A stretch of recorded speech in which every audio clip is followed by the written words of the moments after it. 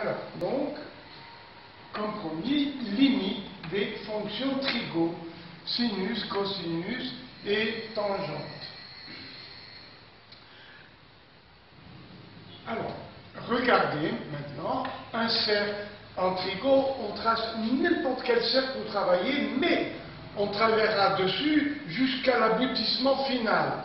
Vous voyez? Et dès qu'on a tracé un cercle, on le rend cercle trigonométrique en prenant comme sens positif de rotation le sens inverse de la marche des aiguilles d'une montre. L'origine, le monde entier a accepté comme origine le point du cercle le plus à droite. Et la longueur du rayon est choisie égale à 1. Donc on ne prononce plus R. On dit pi égale 180 degrés. Pi sur 2 égale 90. Dès qu'on prononce pi, c'est que R a été choisi égal à 1. Voilà. Alors, voilà deux points M et M'. M a pour abscisse U, M' a pour abscisse moins U. Voilà U et voilà dans ce sens moins U. Ok. Mais maintenant, je voudrais la mesure de l'arc M'M. Quand on met ce petit rond, ça veut dire l'arc. Allez, je vais de M' jusqu'à M.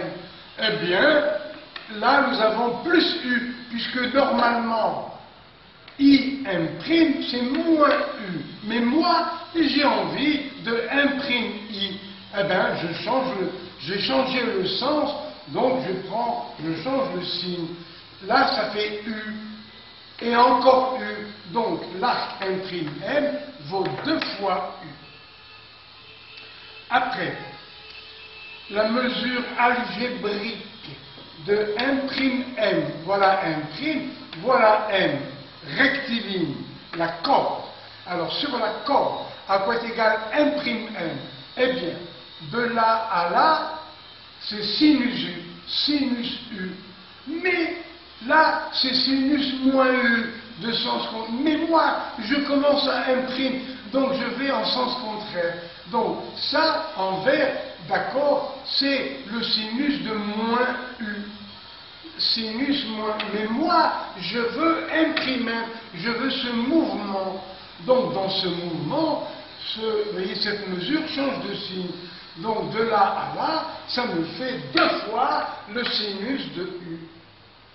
Faisons le rapport, la corde divisée par l'arc.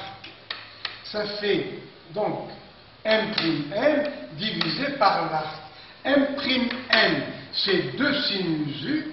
L'arc, c'est 2 fois U. Bien sûr, on simplifie par 2 et ça fait sinus U divisé par U. Donc, regardez, la corde divisée par l'arc, c'est sinus U sur U.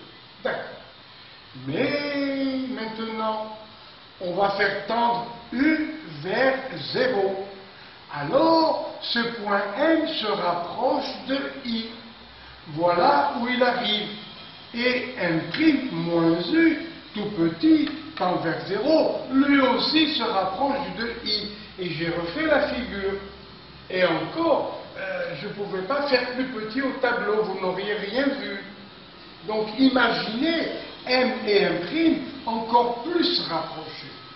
Donc, si U tend vers 0, le point M' se rapproche de M.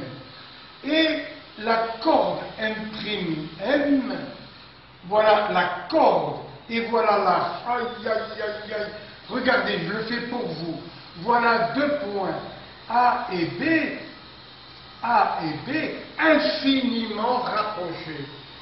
Donc, de A jusqu'à B, pour l'instant, il y a l'arc. Mais alors, où est la corde? Oh là là, où est la corde AB? Aïe, aïe, aïe, aïe, vous voyez, elle est confondue avec l'arc. Donc, si 2 points d'un cercle sont infiniment rapprochés dans votre cerveau, eh bien alors, la mesure de l'arc et de la corde, eh bien c'est la même chose. l'arc et la corde prennent la même mesure. Ah! Donc, la corde M', a une mesure presque l'arc M'. Donc, si U tend vers 0, 2 sinus U est presque égal à 2U. Simplifions par 2. Donc, si U tend vers 0, sinus U est presque égal à U. Et oui. Par exemple, si je prends sinus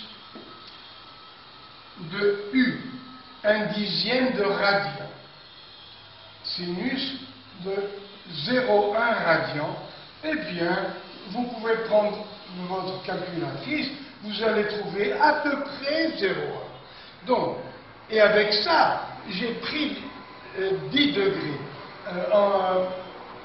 Vous voyez, 1 radian, c'est à peu près 57 degrés. Donc, 1/10 de radian, 5,7. Pardon. 5,7 degrés.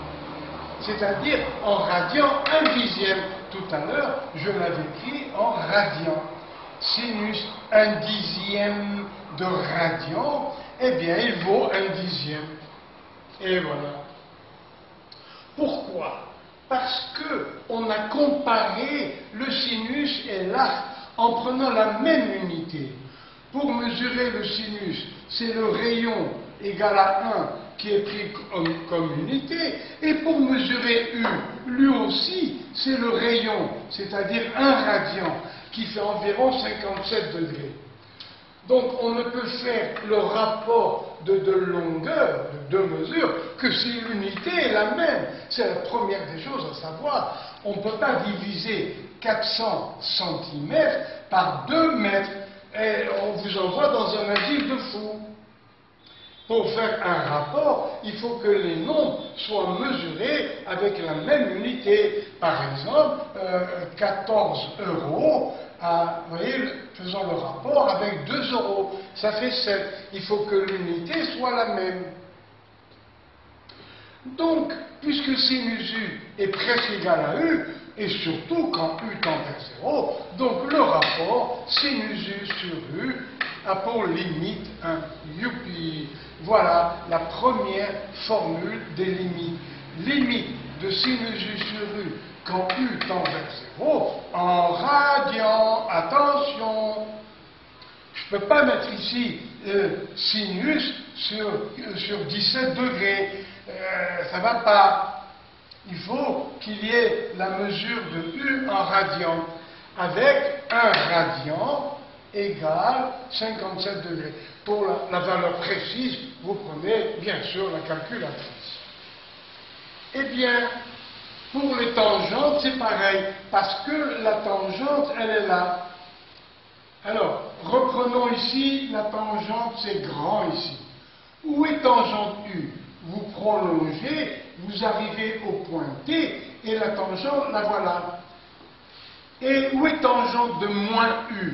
Vous prolongez, et voilà. Les tangents sont symétriques pour U et moins U. Mais si vous prenez M et M' infiniment rapprochés, avec U très petit, où est tangente U? Au secours! Voilà la tangente de U, tout petit, petit, petit. Elle est égale à U, elle est égale à sinus U. Oui, regardez. Voilà l'axe des tangentes. Et voilà un arc U dans votre esprit. Prenez-le très petit. Où est la tangente? Eh bien, voilà la tangente. Elle est là. Où est le sinus? Le voilà, il est ici. Donc, les trois ont la même mesure. Quand U tend vers 0, sinus U presque égal à U, presque égal à tangente U, quand U tend vers 0. Mais dans la pratique, par exemple en physique, à partir de 10 degrés, déjà, ça devient un angle petit. Mais bien sûr, tend vers 0, c'est autre chose. Mais quand on veut une approximation, surtout en physique, on dit un angle petit, suffisamment petit, ça veut dire en général inférieur à 10 degrés. Mais ce n'est pas absolu ce que je vous dis.